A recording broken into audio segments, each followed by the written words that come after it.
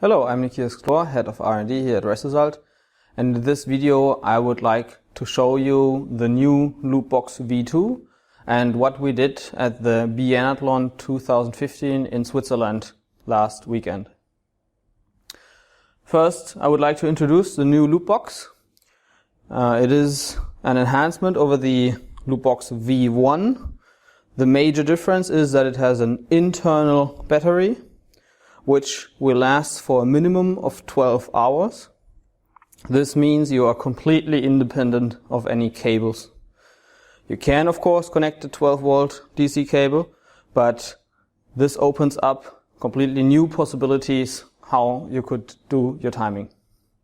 At the Biathlon this year, we used 4 Loopboxes V2, all in repeat mode, scattered around the location of the event. The Loopboxes were all running on internal battery the whole day.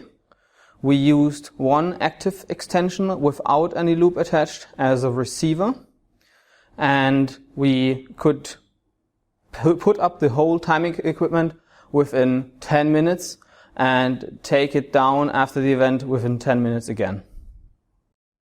So if you want to use the Loopbox in repeat mode, we got quite some questions. What's important to get the read range and what read ranges can you expect?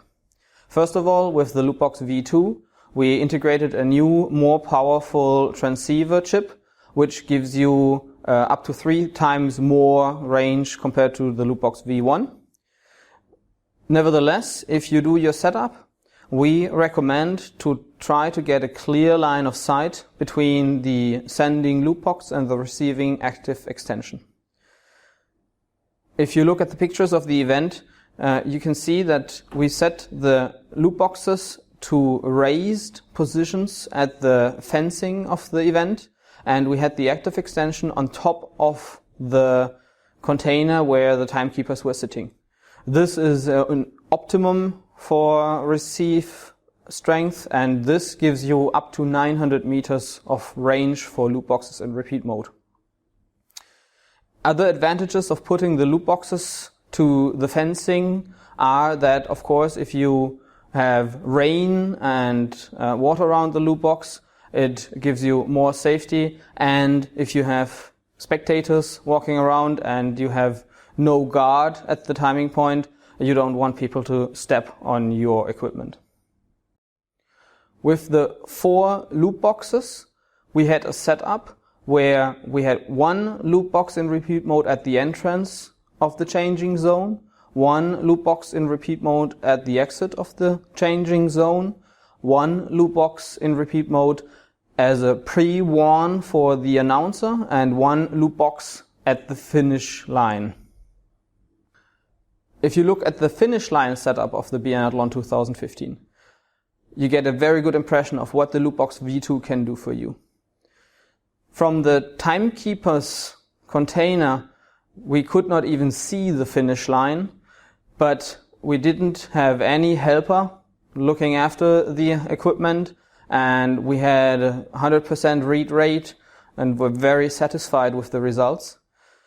This means that you have less setup expenses, you have less helpers, and you don't need to pull any cables around the event.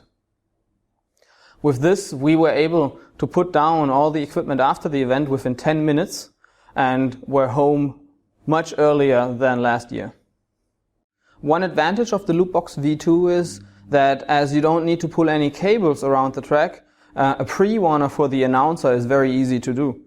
We set up one pre-warn detection line around 30 seconds before the finish line, and we had the announcer walking around the finish line with a tablet computer with live updating lists, and in his result list he always got the new participant who is just coming close to the finish line at the top, and he could announce the team or the participant with his name and tell something about his time before he even got to the finish line.